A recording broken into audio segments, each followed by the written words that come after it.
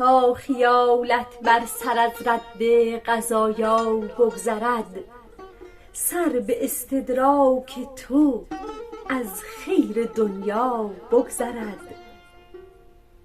بر کلام آراییم بر امتیاز ناصیه، شرح و وصف حسن زلفت از ثریا بگذرد.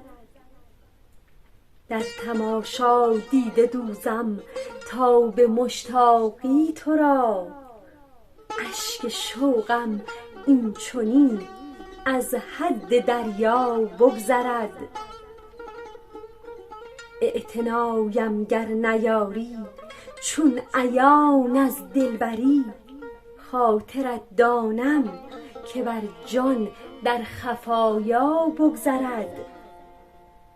منعقد از التفاتت بر دل عزلت گزین، سر به تدبیر من از دام بلایا بگذرد.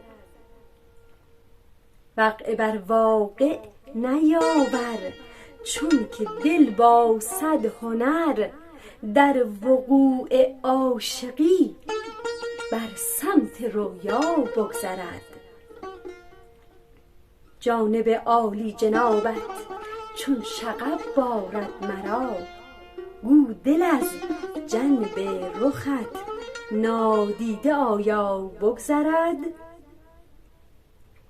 گاه در کنج حضور آرد چو عقلم زاویه، وعده بارم از تو تا از این زوایا بگذرد.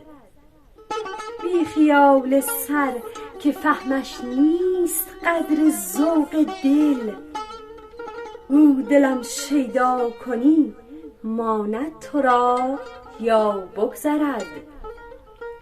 من به استمرار نقشت در خیالم دیده ام، دل نخواهد از تو با صدها وصایا بگذرد. طالب آوردی به سودا کرده ام از بر به سر، با تو دل از ذمه عقل مهیا بگذرد. با تو دل از ذمه عقل مهیا بگذرد.